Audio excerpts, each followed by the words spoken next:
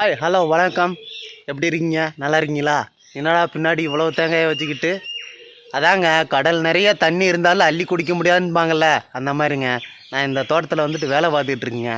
அதனால் ஒரு காய் கூட வந்துட்டு என்னால் தொட முடியாது, எனக்கு அனுமதியும் கிடையாது. எப்படி இருக்குன்னு பார்த்தீங்களா? வேணா பார்த்துக்கிடலாம், தொட்டுக்கிடலாம். அதாவது கவர்மெண்ட் பேங்க்கில் வேலை செய்கிற மாதிரி தான். பணம்லாம் வந்துச்சுன்னா அவங்களால எடுக்க முடியும், எண்ண முடியும், தொட முடியும், பார்க்க முடியும்.